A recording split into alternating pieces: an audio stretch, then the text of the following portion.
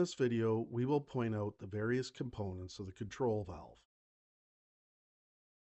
The front face of the control valve contains the display screen and the 4 keypad buttons used for programming the system.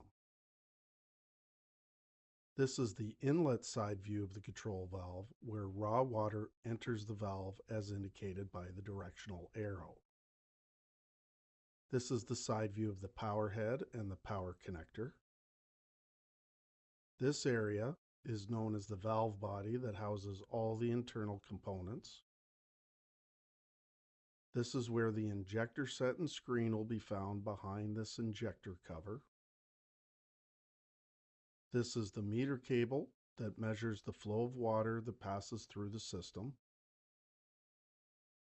This is the air draw elbow, which contains the one-way check valve and screen. The purpose of the check valve is to allow air to be drawn into the mineral tank during the air draw cycle and to prevent water from pouring out of the port. The screen is designed to prevent dirt, debris, or insects from being drawn into the filter system. This is one of the secure clips that keeps the valve body attached to the bypass valve. There's another clip on the other side of the control valve as well. This is the inlet side bypass valve knob that is currently in the closed position. This is a plug and secure clip that generally should not be removed. If necessary, it could be removed to help obtain a raw water sample. This is the back side of the control valve showing the power head back plate. There are 4 screws that keep the front display cover in place. This is where you'll find the control valve's serial number label. Your system's model number and serial number label will also be found on the back side of the power head. This is the drain line elbow, which contains the drain line flow control. This is the outlet treated water and inlet raw water plumbing connections to the system and the secure clips that will keep the plumbing adapters in place.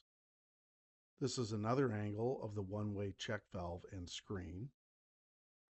And this is another angle of the power cable connection for the power transformer. If one were to remove the bypass valve, the turbine located in the outlet side port of the control valve body is exposed.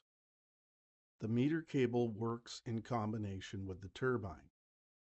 The turbine contains a magnet on either side, and as water passes through, the turbine spins, allowing the control valve to measure the volume of treated water passing through the system.